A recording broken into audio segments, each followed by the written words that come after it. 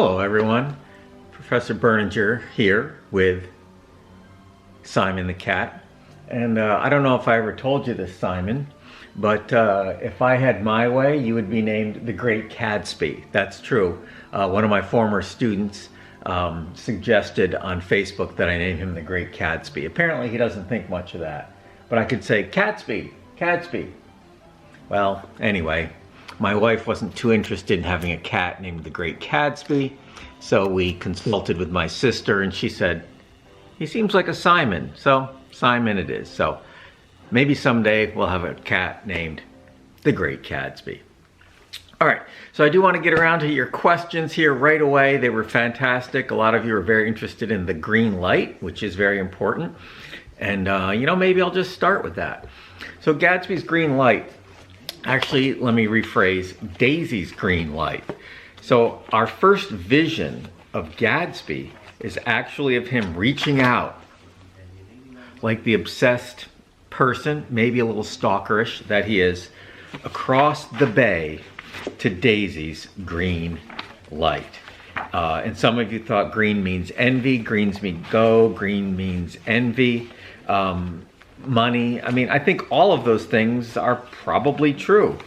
But when the green light finally makes sense in this book is at the very, very end.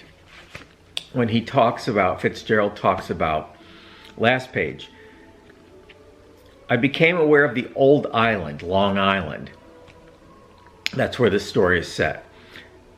That flowered once for Dutch sailors' eyes. Remember, the Dutch were the first to sail into New York Harbor and first Europeans and up the Hudson. Dutch sailors, a fresh green breast of the new world. Green breast, right? Daisy's light is green light. Some people push it and say it's kind of like a green nipple.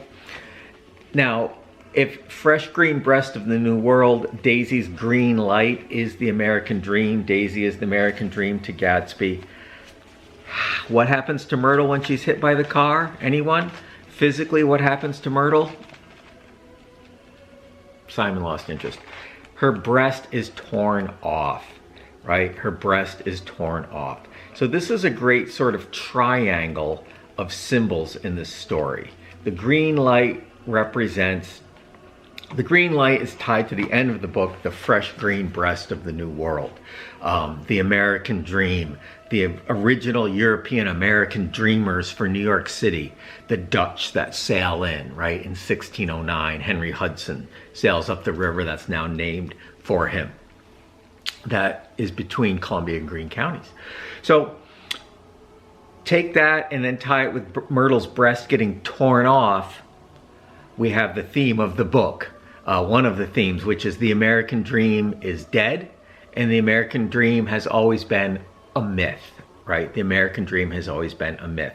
The breast, the green breast of the new world, Daisy representing Gatsby's dream of economic and social success. If he can just have Daisy, he'll have penetrated the upper class and have the woman he loves.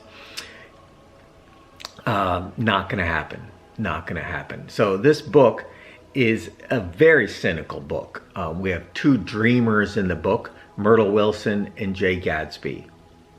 Two people who aspire out of poverty to rise in social and economic class. Gatsby rises in economic class, but only to find out the 1%, the upper echelon of rich people's society is a closed society. You're either born to it or you're not getting in.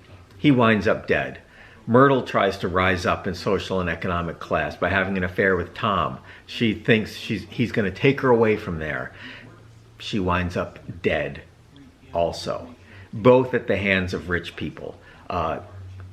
George Wilson was the tool of Tom, in many ways sent to kill Gatsby. Tom sort of tricked Wilson into thinking that Gatsby was driving the car that killed Myrtle.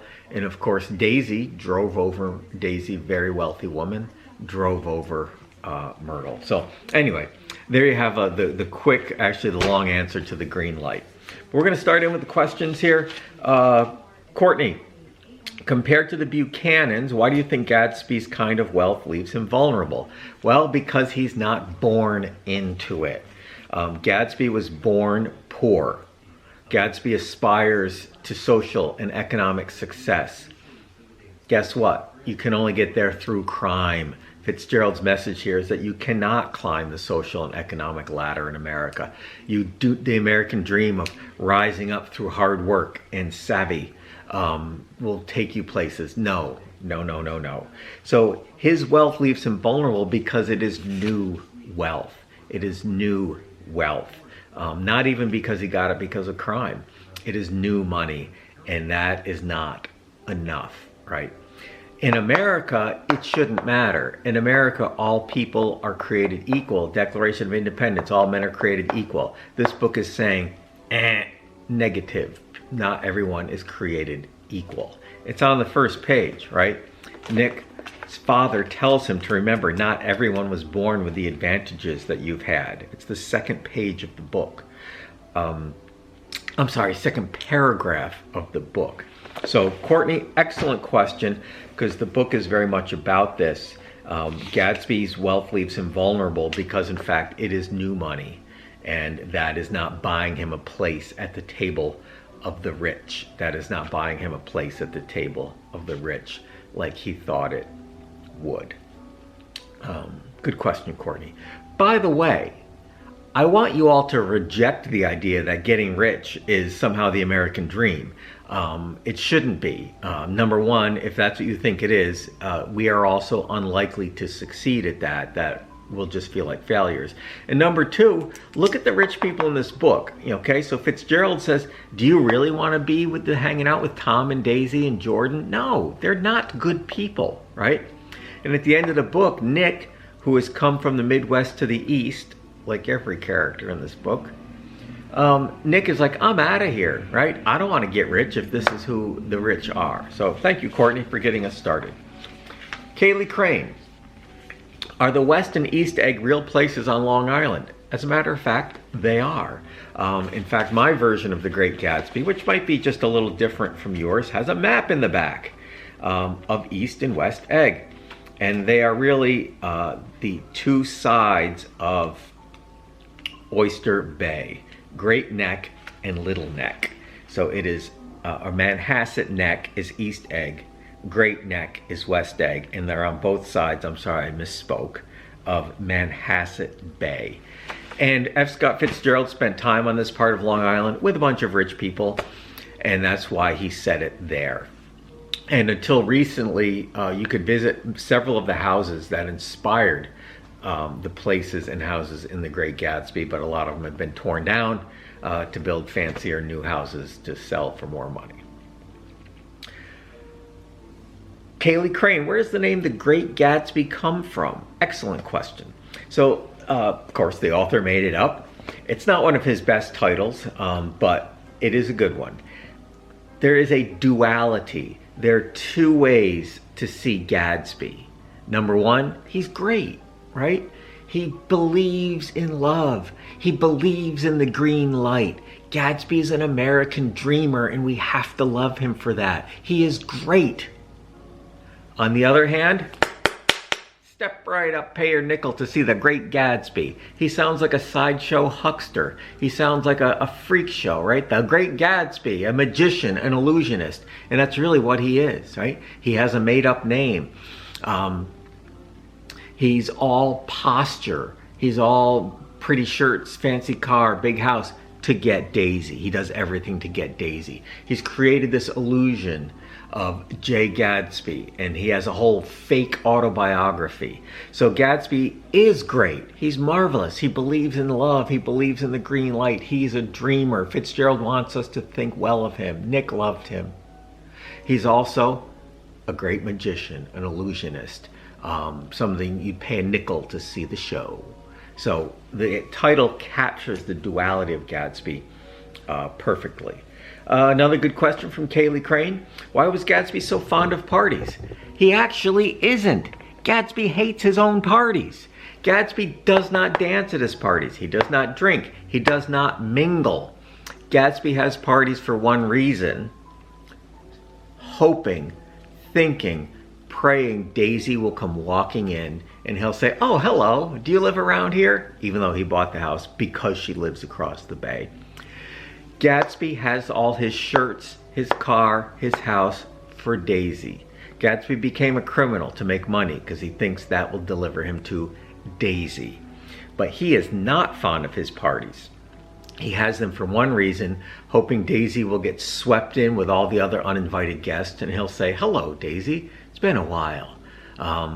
It doesn't happen because Daisy's old money and she's not coming to one of these crazy Gatsby parties. So good question, Kaylee. Where did Gatsby's money come from? It is mysterious, but if you read between the lines, he is a bootlegger, which means, you know, alcohol was illegal in the United States from about 1919 to 1933. This book is set in the 1920s.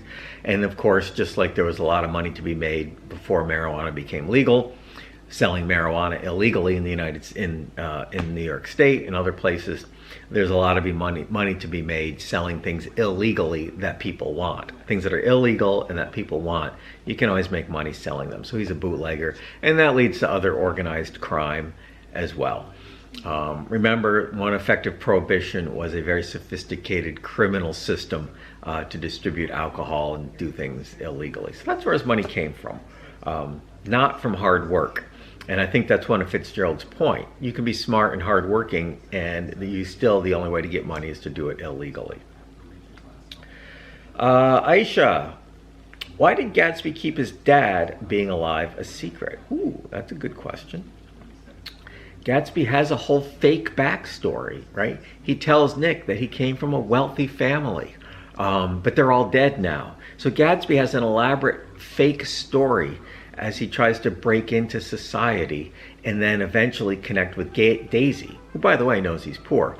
But he wants to try to be accepted to find Daisy, so he makes up a story that his father is dead and that he came from rich people who are all dead.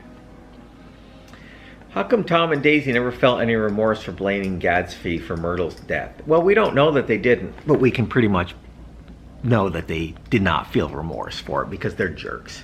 Tom and Daisy are super old money people, and they are careless, like Jordan Baker as a driver. They are careless. They don't care who they run over and kill, who they sleep with, whose lives they wreck, because they can, to quote the book, they can always retreat back into their money. They can always retreat back into their money. As long as they're okay, who cares if a mechanic's wife gets run over, or some interloper like Gatsby gets shot in a swimming pool. It's just a poor person. That's their attitude. Good question. Why did Nick keep Tom's affair with Myrtle from Daisy? That is interesting. If my cousin's husband was having an affair, would I tell my cousin? I don't know. I might want to keep out of it. He does reconnect Daisy and Gatsby, who then have an affair that summer of 1923. And you know, Nick does keep secrets. Nick is trustworthy, I guess is a good word for it. Honest. He does, in fact. Hello, Simon, still falling asleep. Am I that boring? If I named him the Great Gatsby, he'd be all pumped for this story, but no. All right, I'm moving on from the Great Gatsby. Maybe you guys will name a cat the Great Gatsby. Extra credit. Just kidding. Now, Aisha, you ask an interesting question about Nick. Why didn't Nick tell Jordan his true feelings? I don't think Nick is that into Jordan, right? There's one scene in the book where Nick puts his arm around her because he looked around and every other guy had his arm around a woman. Nick has really strong feelings for Gatsby. Now, I've had students posit the idea that Gatsby's gay, that Nick is gay, he's in love with Gatsby. I don't know if that's important to the book. Could be true, I don't know. It doesn't really change anything. But Nick's not that into Jordan. His true feelings for Jordan are that he doesn't think much of her and that she's careless. And he does tell her that at the end of the book. Zach. You asked a winner here. Why did Daisy ultimately choose Tom over Gatsby? Well, Gatsby's dead thanks to Tom using George Wilson as a tool. But Daisy, we're going to pick up with Daisy in the next part of this. I want to do these in 15-minute chunks, so we'll see you in a minute.